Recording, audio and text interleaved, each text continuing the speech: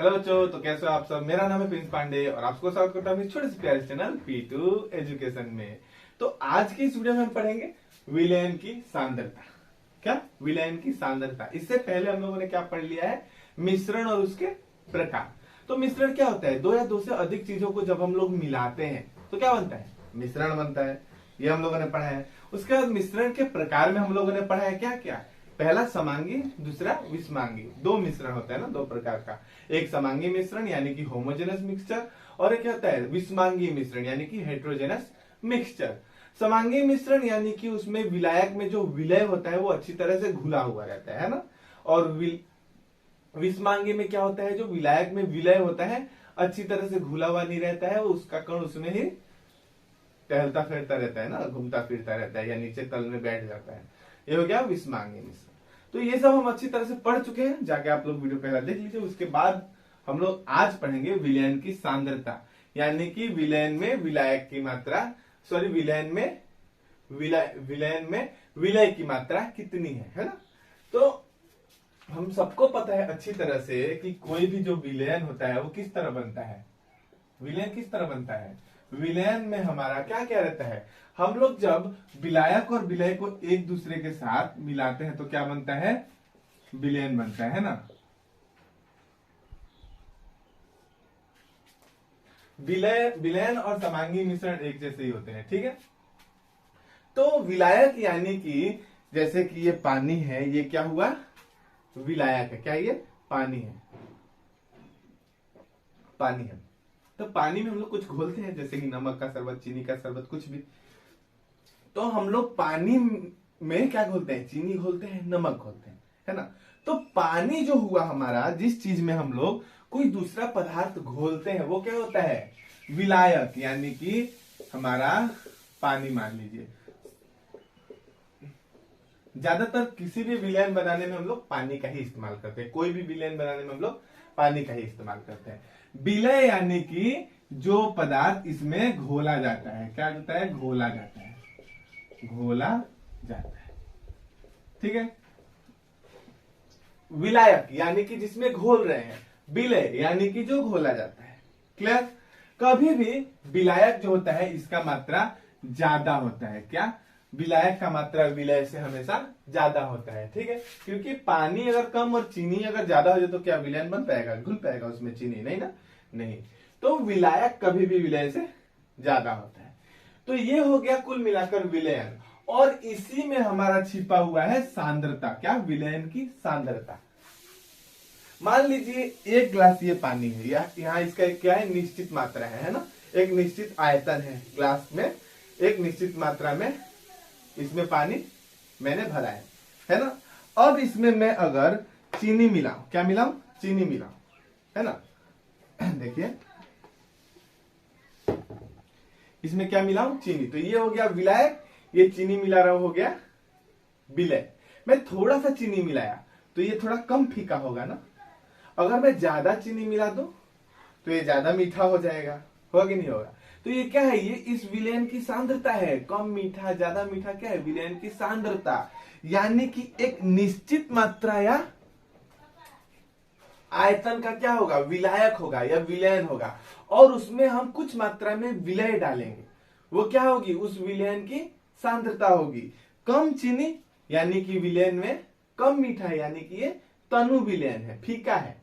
ज्यादा चीनी यानी कि गाढ़ा हो गया, यानी कि अधिक मीठा हो गया, तो इसकी सांद्रता क्या हो गई, अधिक हो गई। तो कम सांद्रता, विलय की मात्रा कम, अधिक सांद्र यानी कि विलय की मात्रा ज्यादा। तो विलयन की सांद्रता विलायक में विलय हम लोग जो घोलते हैं उस पे निर्भर करती है। तो चलिए एक बार हम लोग परिभाषा पढ़ते हैं।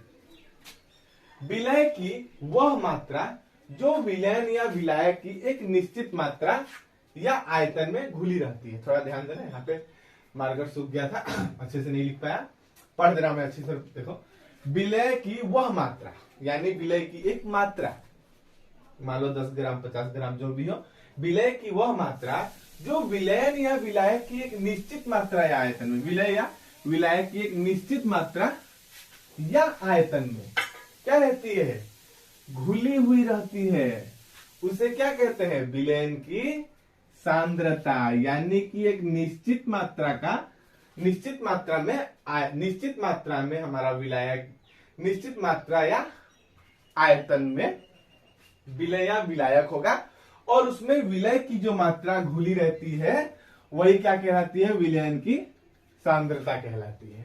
ठीक है, विलय की वह मात्रा जो विलयन या विलायक की एक निश्चित मात्रा या आयतन में घुली रहती है उसे विलयन की सांद्रता कहते हैं। यानी कि एक निश्चित मात्रा में यहाँ विलायक है, जल है, इसमें कुछ मात्रा में विलय डाला रहता है, वही क्या होता है, विलयन की सांद्रता होती है, सांद्रता कहलाती है।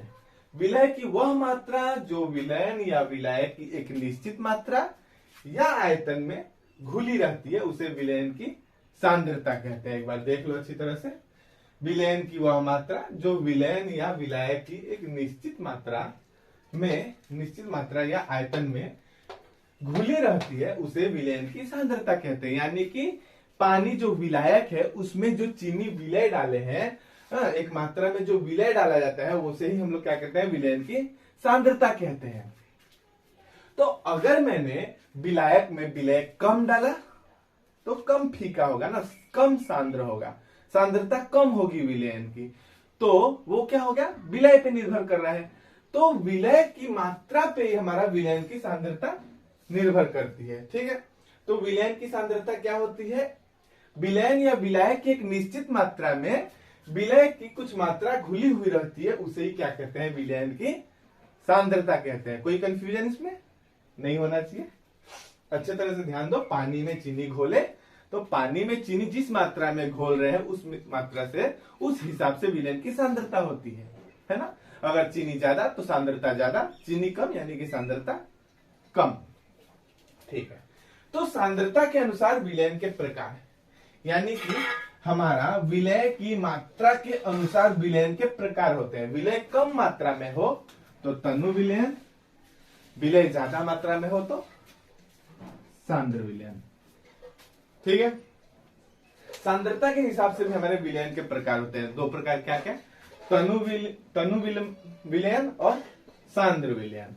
तनु विलयन यानी कि विलय कम है, विलय कम है, याद रखना।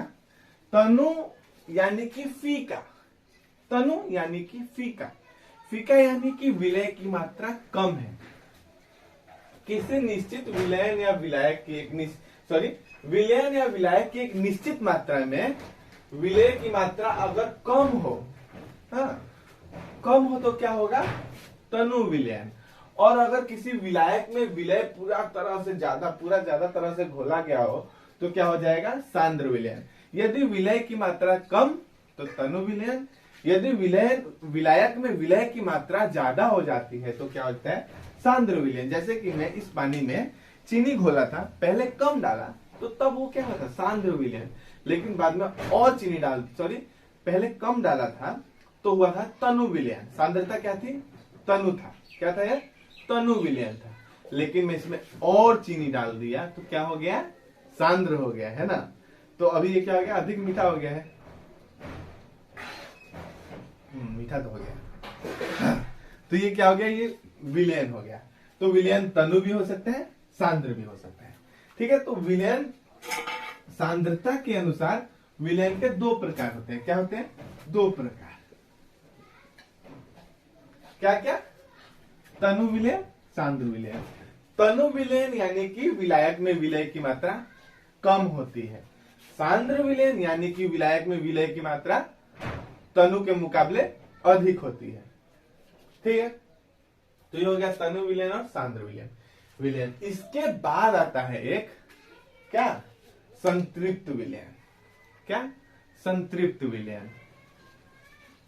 तो देखिए एक बात अब यहां ध्यान दीजिए, हम लोग विलायक में जो विलय घोलते हैं ना, ये किसी तापमान पर निर्भर करता है। एक निश्चित तापमान पर ही ये घुलता है। मान लो पानी बहुत ही ठंडा है तो देखना उसमें चीनी अगर घोलोगे तो जल्दी नहीं घुलेगा, और पानी नॉर्मल है तो आराम से घुलेगा, और अगर पानी गर्म है तो और जल्दी आराम से घुलेगा, है ना।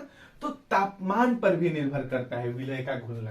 ठीक है, तो कभी कभी ऐसा होता है कि हम लोग मान लो पानी में चीनी घोलते जा रहे हैं, घोलते जा रहे हैं, घुल गया और घोले, घुल गया और घोले, घुल गया, पूरा डालते जा रहे हैं, घुलते जा रहा है, घुलते जा रहा है, घुलते जा रहा है ना।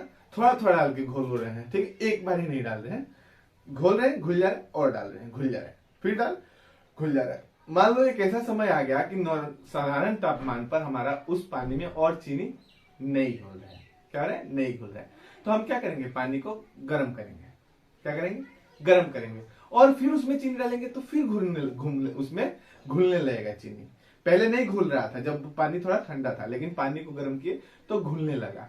और एक ऐसा तापमान पर जिसमें चीनी घोलते घोलते घुल गया और चीनी उसमें अब नहीं घुल पा रहा है, क्या हो रहा है, उस विलायक में और विलय नहीं घुल पा रहा है।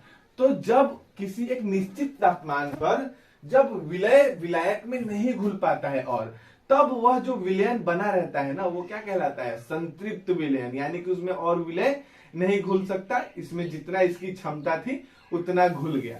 किसी विलायक का ना क्षमता होता है विलयन को घोलने का अपने अंदर। मान लो ये पानी है, इसका भी एक क्षमता था कि ये कितना अपने अंदर चीनी को घोल सकता है। अब इतने से पानी में आधा किलो चीनी तो नहीं घोल सकते, है ना, नहीं घोल सकते ना। तो इस विलायक की क्या होती है, क्षमता होती है कि वह अपने अंदर कितना विलय पदार्थ घोल सकता है। और उसी क्षमता के अनुसार जब विलायक में विलय पूरी तरह से घुल जाता है, उसमें और विलयन नहीं घुल सकता, तो वह विलयन क्या कहलाता है, संतृप्त विलयन। क्या कहलाता है, संतृप्त विलयन, यानी कि saturated solution, saturated solution, saturated solution, संतृप्त विलयन।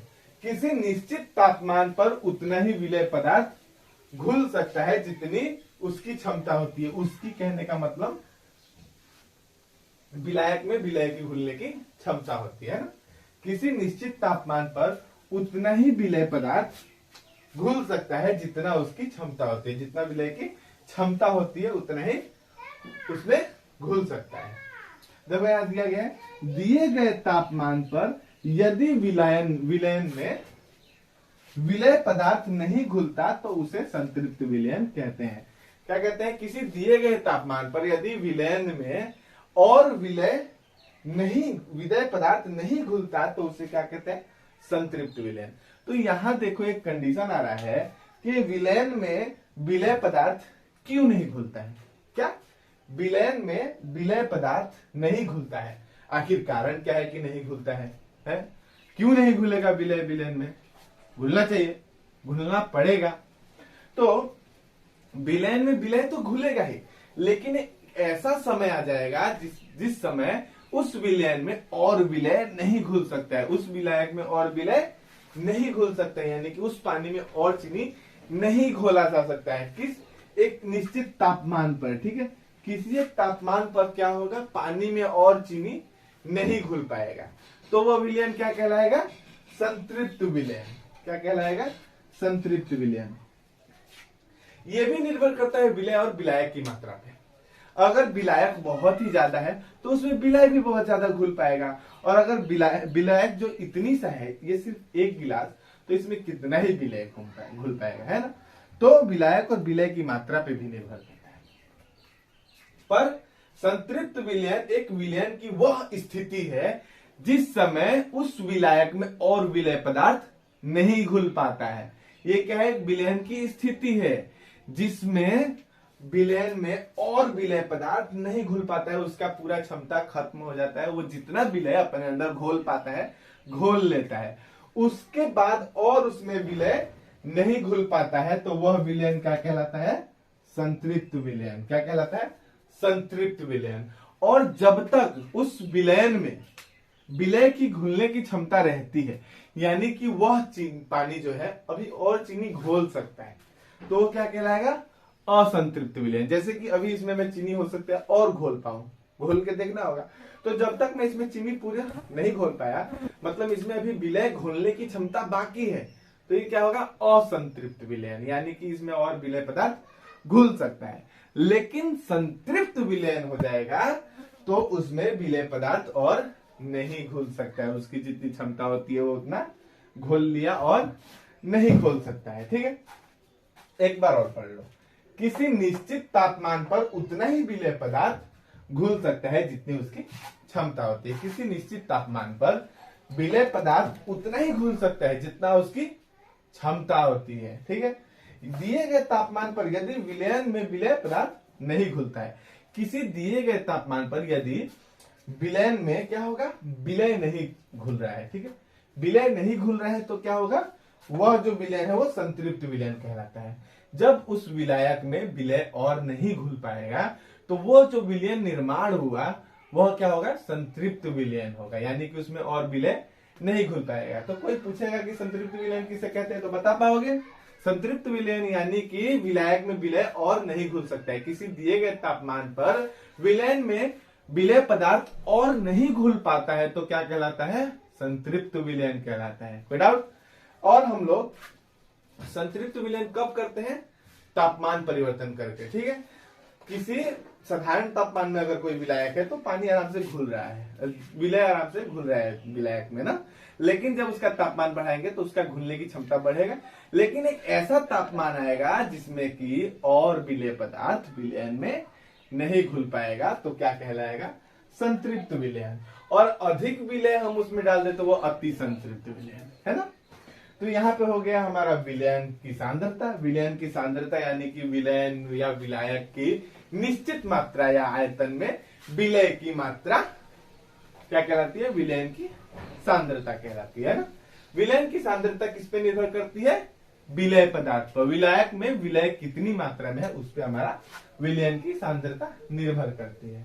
ठीक है, हो सकता है विलय कम हो तो भी जो विलयन होगा वो तनु होगा, और अगर विलय की मात्रा अधिक हो तो विलयन क्या होगा, सांद्र होगा। तो सांद्रता के अनुसार विलयन के कितने प्रकार हैं, 2 प्रकार है। क्या क्या, तनु विलयन और एक सांद्र विलयन। तनु विलयन यानी कि विलय की मात्रा कम होती है, यानी कि चीनी की मात्रा पानी में कम है, फीका है शरबत, तो क्या हो गया, तनु विलयन। अगर पूरा ज्यादा चीनी डाल के शरबत को पूरा मीठा कर दे तो वो हो जाएगा सांद्र विलयन, यानी कि विलय की मात्रा ज्यादा है ना। विलय जो है तनु के मुकाबले इसमें अधिक मात्रा में है ना। ठीक है, तो हो गया सांद्रता के अनुसार विलयन के प्रकार। इसके बाद आता है संतृप्त विलयन। संतृप्त विलयन हम लोगों ने पढ़ा ना कि उसमें विलय और नहीं घुल पाएगा। किसी एक निश्चित तापमान पर यदि विलयन में विलय पदार्थ नहीं घुलता है तो वह विलयन क्या होगा, संतृप्त विलयन। यानी कि किसी भी विलायक का एक क्षमता होता है, किसी एक निश्चित तापमान पर वह एक कुछ मात्रा ही में ही एक निश्चित मात्रा में विलय को घोल सकता है। इसमें ऐसा नहीं है कि जितना चाहे विलय घोल दे, नहीं हो सकता, एक निश्चित मात्रा में ही विलय घोल पाता है, इसकी एक क्षमता होती है। और किसी तापमान पर यदि विलयन में विलय पदार्थ और नहीं घुल पा रहा है तो वो क्या होगा, वो होगा हमारा क्या होगा, संतृप्त विलयन होगा। जिस विलयन में विलय और नहीं घुल सकता, एक निश्चित तापमान पर यदि किसी विलयन में और विलय नहीं घोल सकते तो वो विलयन क्या होगा, वो विलयन होगा संतृप्त विलयन, यानी कि विलय पदार्थ उसमें और नहीं घुल सकता। तो इसका स्क्रीनशॉट लेना है ले लो, इसके बाद हम लोग आगे पढ़ते हैं। तो हम लोग विलयन की सांद्रता पढ़ लिए ना, विलयन की सांद्रता के अनुसार विलयन के प्रकार भी देख लिए, संतृप्त विलयन क्या है ये भी समझ गए।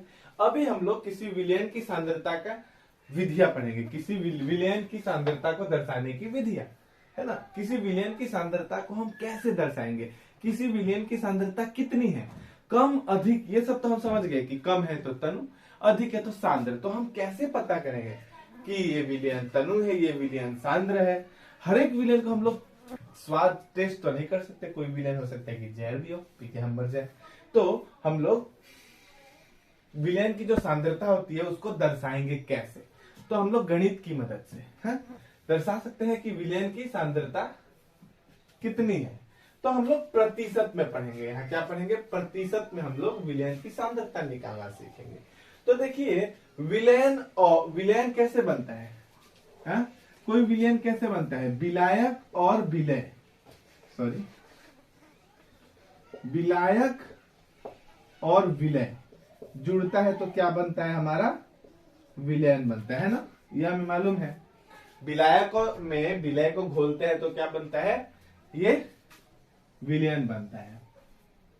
ठीक है, तो हम लोग विलायक, विलय और विलयन इन तीनों की मदद से हम लोग इनकी सांद्रता को दर्शा सकते हैं। जैसे कि सबसे पहला है द्रव्यमान विलयन के द्रव्यमान प्रतिशत, प्रतिशत में निकालेंगे। ठीक है, किसी भी सांद्रता विलयन की सांद्रता को यहाँ पे हम लोग प्रतिशत से दर्शाएंगे।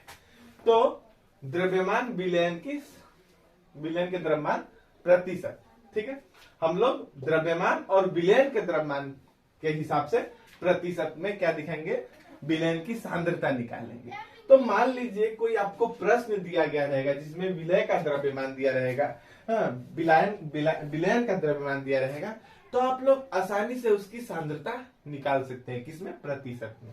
क्या करेंगे, विलय पदार्थ का द्रव्यमान, हम लोग किसी विलयन को बनाने में विलय कितना डालें उसका द्रव्यमान भागे विलयन का द्रव्यमान, यानी कि जो पूरा विलयन बना है उसका द्रव्यमान कितना है। तो विलय बाहर के साउंड को प्लीज इग्नोर करना। विलय का जो पदार्थ का द्रव्यमान है उसको भाग करेंगे विलयन का द्रव्यमान से और गुणा कर देंगे 100 से, तो हमारा निकल जाएगा विलयन की सांद्रता किस हिसाब में, द्रव्यमान बटा विलयन के द्रव्यमान प्रतिशत में। तो हम लोग किसी भी विलयन की सांद्रता या तो द्रव्यमान और या तो आयतन, इन दो के हिसाब से हम लोग किसी भी विलयन की सांद्रता को प्राप्त कर सकते हैं। तो यहाँ हम लोग विलय और विलयन की द्रव्यमान की सहायता से हम लोग क्या कर सकते हैं, विलयन की सांद्रता को प्राप्त कर सकते हैं। ये हमारा विलय पदार्थ का द्रव्यमान बटा विलयन का द्रव्यमान गुणा 100 कर देंगे तो ये आ जाएगा विलयन की सांद्रता प्रतिशत में। ठीक है, दूसरी विधि द्रव्यमान, विलय का द्रव्यमान बटा विलयन का आयतन। ठीक है, जैसे कि यहाँ देखो लिखा है विलय पदार्थ का द्रव्यमान, यहाँ पे हम लोग विलय का द्रव्यमान ही देखेंगे लेकिन भाग करेंगे विलयन के आयतन से। क्या, विलयन के आयतन से, विलयन का आयतन कितना है, वॉल्यूम कितना है। तो विलय पदार्थ का द्रव्यमान यानी कि जो पदार्थ घोले हैं उसका द्रव्यमान बटा जो विलयन बना है उसका आयतन गुणा 100 कर देंगे, ये भी प्रतिशत में आ जाएगा। और ये क्या, ये भी एक विधि है विलयन की सांद्रता मापने का, ये भी किसमें है, प्रतिशत में। तो यहाँ तो विलय का द्रव्यमान, विलयन का द्रव्यमान। ठीक है, यहाँ विलय का द्रव्यमान लेकिन विलयन का आयतन, याद रखिएगा। ये हो गया दो विधि। इसके बाद एक और आता है तीसरा विधि। एक विधि को मैं मिटाता हूं तो हम लोग तीसरा विधि देखेंगे। ठीक है,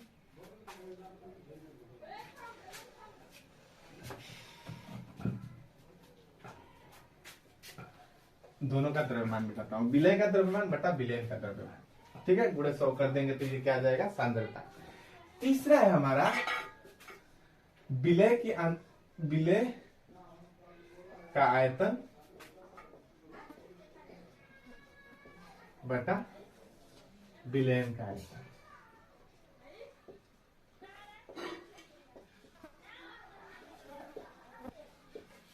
क्या, विलय का आयतन बटा विलयन का आयतन गुणे 100, ये भी प्रतिशत में निकलेगा और ये भी क्या है, सांद्रता को दर्शाने की विधि है। तीसरी विधि विलय का आयतन बटा विलयन का आयतन प्रतिशत। ठीक है, इसमें विलय का आयतन और विलयन का आयतन निकालेंगे, दोनों को भाग कर देंगे, गुणा कर देंगे 100 से, हमारा प्रतिशत में निकल जाएगी क्या, सांद्रता। क्लियर, कोई डाउट है इसमें?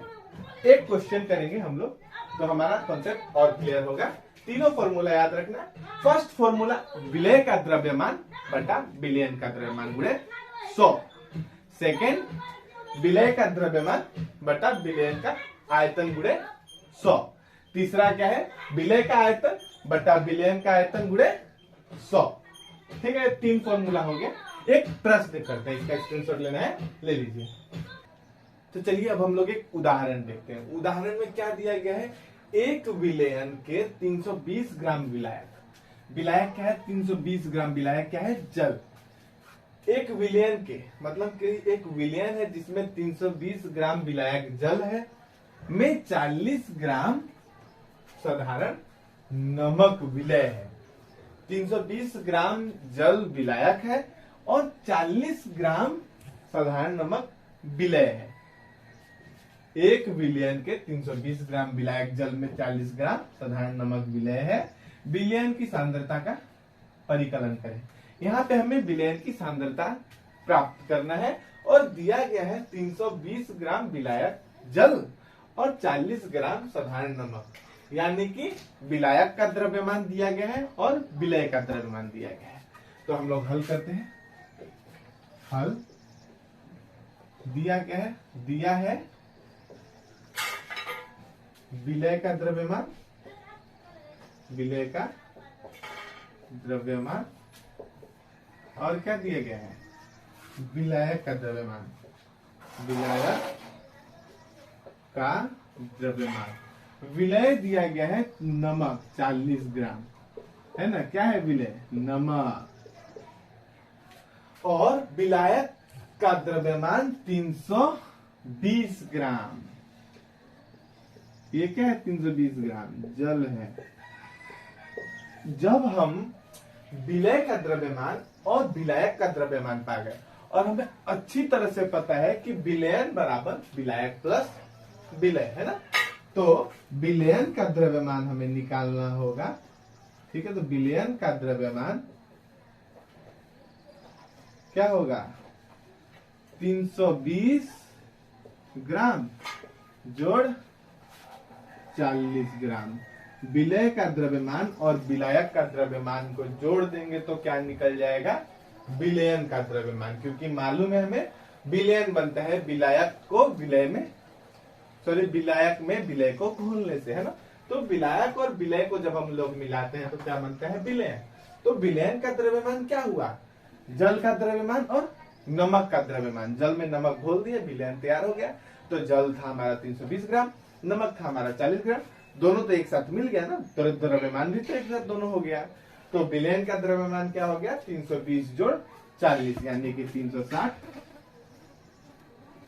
ग्राम। अभी हमें मिल गया विलयन का द्रव्यमान और हमें विलय का द्रव्यमान पहले से दिया हुआ था। तो हमें विलय बटा विलयन का द्रव्यमान प्रतिशत का फॉर्मूला हमें याद है कि नहीं है? तो हम लोग विलयन की सांद्रता किस फॉर्मूला से निकाल सकते हैं, विलयन का द्रव्यमान प्रतिशत, विलयन का द्रव्यमान, देखो विलयन का द्रव्यमान प्रतिशत, क्या था फॉर्मूला, विलय का द्रव्यमान बटा विलयन का द्रव्यमान गुणा 100, है ना। तो हम लोग लिख सकते हैं विलय का द्रव्यमान बटा विलयन का द्रव्यमान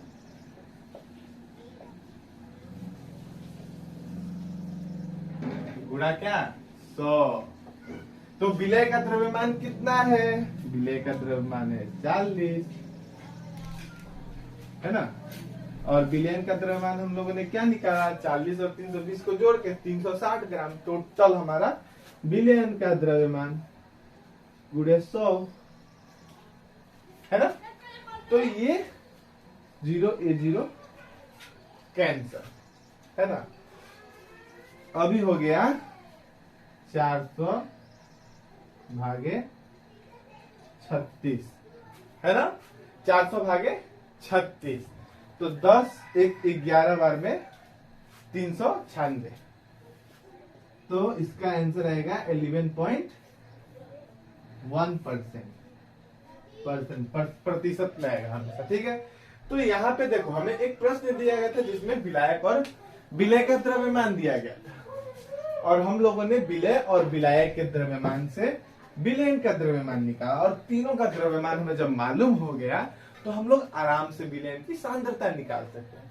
और विलयन की सांद्रता निकालने का हमें नियम मालूम है, द्रव्यमान दिया है तो द्रव्यमान का एक फॉर्मूला है विलय का द्रव्यमान बटा विलयन का द्रव्यमान गुणे 100, और इस हिसाब से हम लोगों ने 40 भागा 360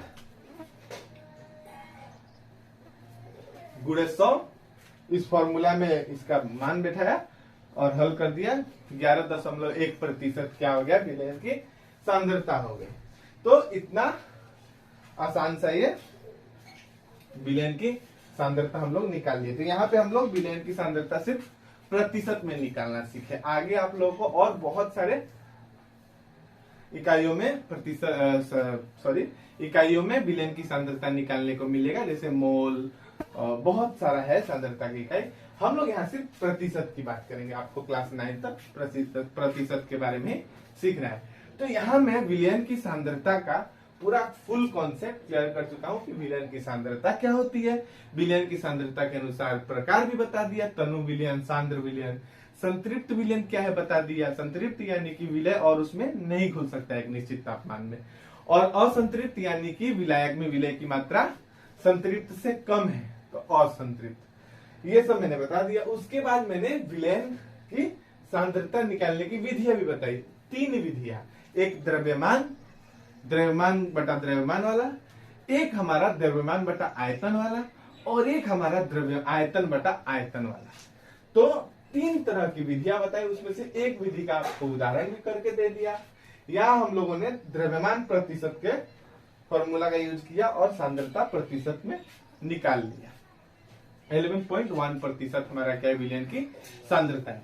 तो उम्मीद करता हूं कि आप लोगों को ये वीडियो पूरा समझ आया होगा और क्लास ये अच्छा लगा होगा। अगर आपको ये वीडियो अच्छा लगा तो वीडियो को लाइक करें और अपने इस प्यारे चैनल को सब्सक्राइब करके बेल आइकन प्रेस कर दे, ताकि मैं अगला वीडियो डालूं तो नोटिफिकेशन आपके पास सबसे पहले पहुंचे आप अपना कॉन्सेप्ट क्लियर कर सको। तो अभी के लिए थैंक यू, धन्यवाद, जय हिंद।